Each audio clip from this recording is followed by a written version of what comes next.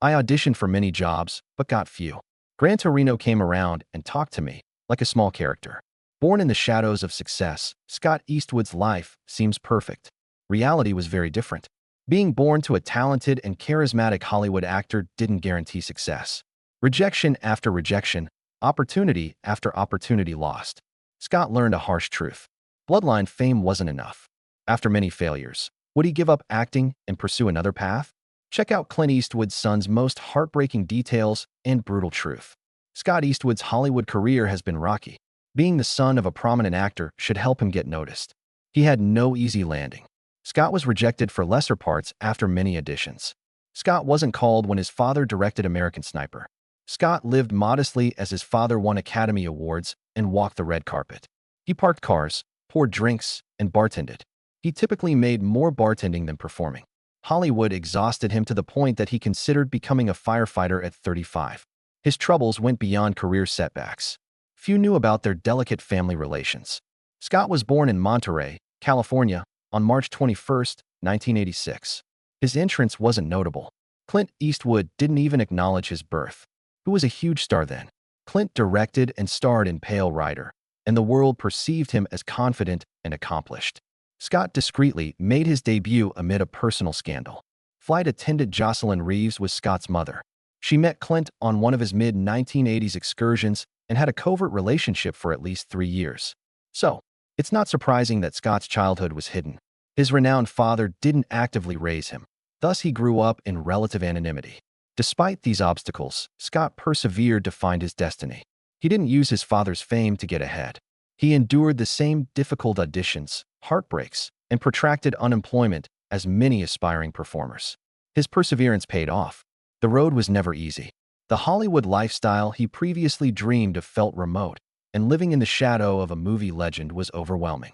Standing up to his father changed Scott's life again. His event shaped his life how? Named Eastwood, not favored. Scott was born while his father was publicly dating actress Sandra Locke.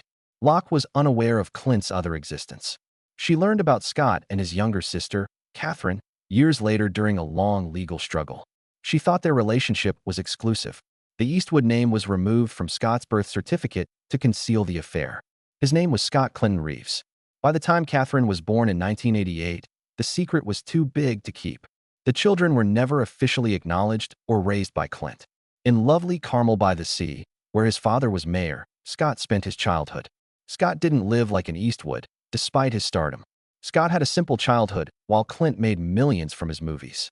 The dramatic contrast between his father's glittering life and his humble childhood gave him a feeling of normalcy few Hollywood children knew.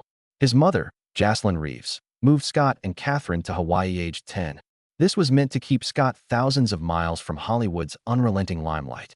Scott lived modestly in Hawaii and attended ordinary schools with his classmates. None of them realized he was the son of a world-famous actor and director. Scott had a rare chance to grow up without constant attention or expectations. Even though it was far from the Hollywood world he would later try to embrace. Scott learned early on in Hawaii to adapt, work quietly toward his goals, and negotiate life without his father's renown. His birth and early years were secret, giving him a unique viewpoint on life. The gap between public image and private reality was evident to him. Clint Eastwood was a global celebrity, but Scott was a boy growing up in peace, learning patience and self-reliance. These early encounters molded Scott's Hollywood style. He worked hard to prove himself, unlike some celebrity offspring who were given opportunities. He auditioned, was rejected, and struggled to escape his father's shadow.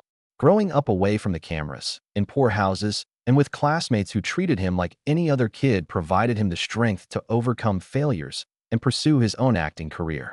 Why did Scott choose the entertainment industry over his previous passion? Humble actor's path. Clint Eastwood was a powerful Hollywood actor and director.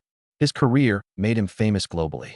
Hit movies and a fortune allowed him to buy new residences and live in luxury. Clint was developing his empire, but his son Scott was living differently.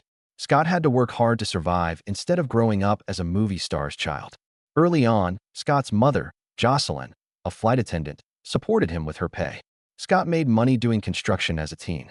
He also served tables at local eateries, showing he was hardworking early on. Scott couldn't live off trust monies like many celebrity kids. He attended Loyola Marymount University for college. There was no hefty tuition check from Clint. Scott funded himself. Scott pursued acting while studying communications. He took acting classes, auditioned, and played little roles when he could. His refusal to use his father's famous surname made his voyage even more remarkable. He kept his birth name, Scott Reeves. He wanted no favors. He wanted to show his talent. But proving himself was hard. Hollywood is hard to enter.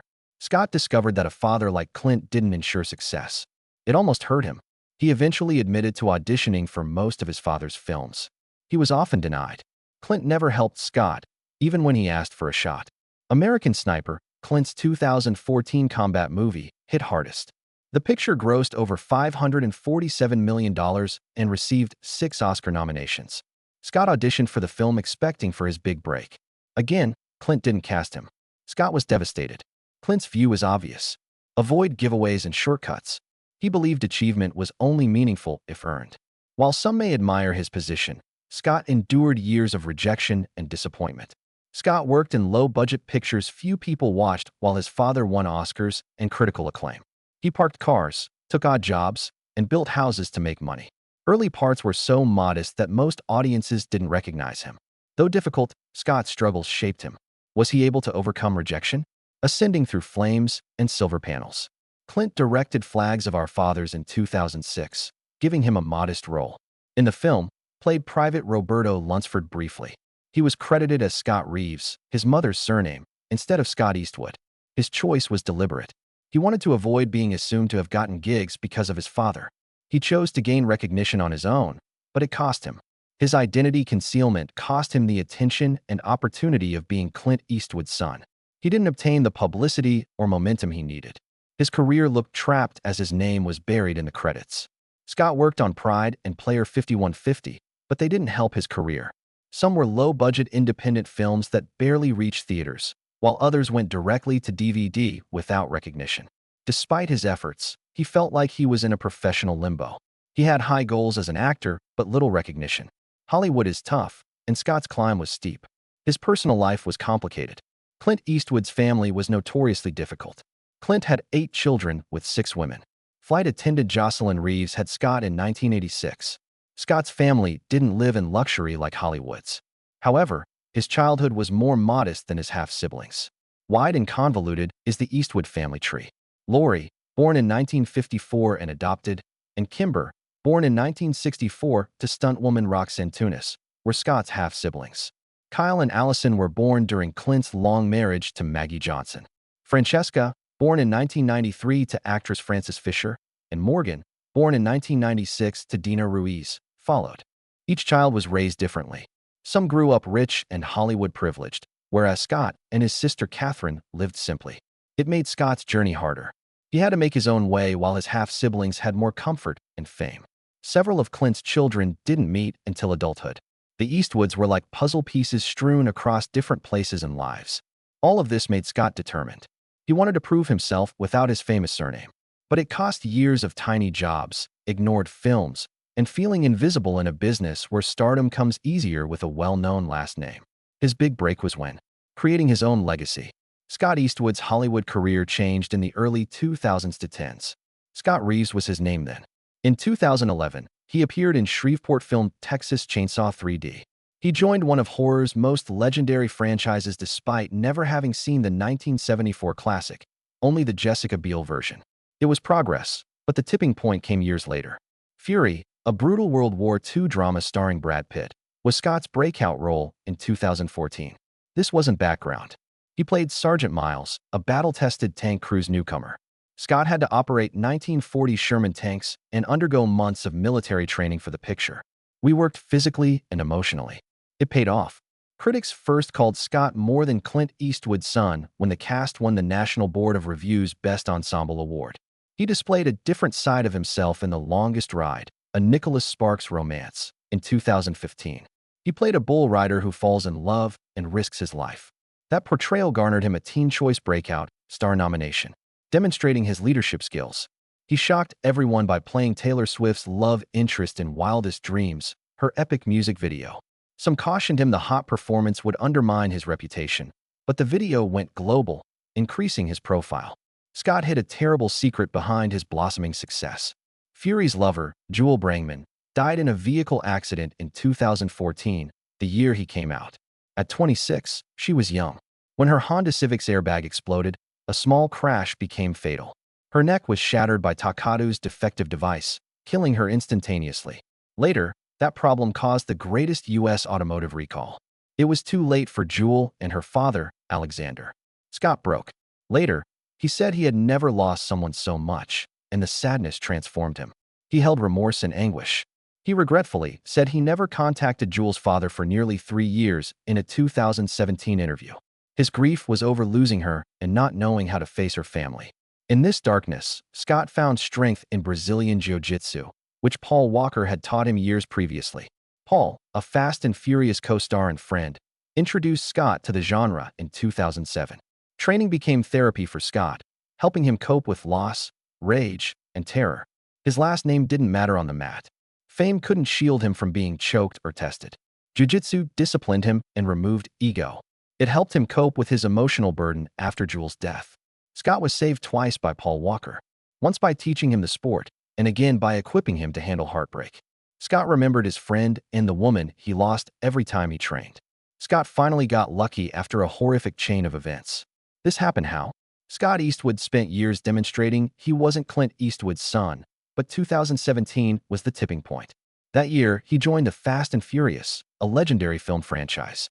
Eastwood, who played Little Nobody, a sharp-suited government spy, filled Paul Walker's position. He brought his own energy, not Walker's. He battled with the crew but slowly gained their respect by demonstrating honor and a passion of fast automobiles. With the franchise already making over $6 billion, Eastwood was cast alongside Vin Diesel, Dwayne Johnson, and Charlize Theron, giving him global recognition. It continued with Pacific Rim Uprising in 2018. Eastwood and John Boyega co-directed the sci-fi film, following Guillermo del Toro. A blockbuster test. Massive robots, monsters, and CGI effects required physical and emotional strength. Despite mixed reviews, the film grossed nearly $300 million worldwide, proving Eastwood could handle a tentpole. Despite a global franchise, he survived. He proved he could anchor one. He then astonished reviewers with a unique film in 2019. The Outpost replaced CGI and fast automobiles with visceral realism. Based on genuine events, it followed U.S. forces in Afghanistan's fiercest fight. In the turmoil, Eastwood played a young soldier without Hollywood polish. A tough, heartfelt, and genuine performance. Veterans commended the film for capturing combat, dread, and fraternity. Critics gave it high marks. Rotten Tomatoes gave The Outpost 93%. Many saw it as Scott Eastwood's breakthrough as a drama actor. Critics criticized his delivery in a critical sentence, "Not today," sounding like young Clint. After demonstrating his versatility, Eastwood returned to blockbusters. After missing F9, he returned in Fast X in 2023 as Mr. Nobody Gone. Fans were excited to see him again. Eastwood held his own against Jason Momoa and Brie Larson. His role was established in the epic via the film's hints at future storylines. Eastwood takes another risk in 2025 with a Hollywood great. In Michael Polish's Lionsgate film Alarm, he appeared with Sylvester Stallone. The film followed two ex-spies who returned to danger after an aircraft disaster and the discovery of a mysterious hard drive. The 95-minute action thriller was tight and unrelenting. Eastwood proved he could compete with the genre's biggest names by delivering fire while Stallone provided grit. Scott Eastwood's career shows he's more than a legacy kid, from Fast and Furious to indie war dramas, CGI blockbusters to Stallone.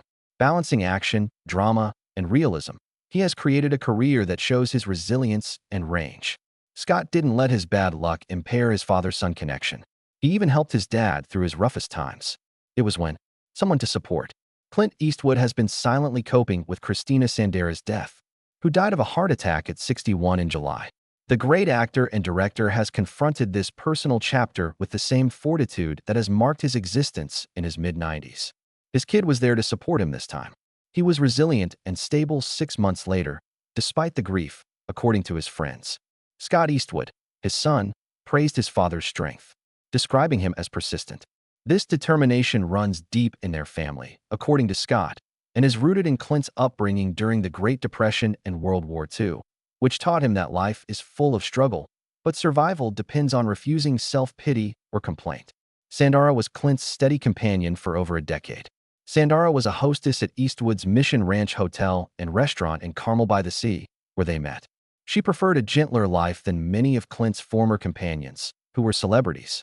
Their romance was low profile, but they appeared together at the Academy Awards and Cannes Film Festival.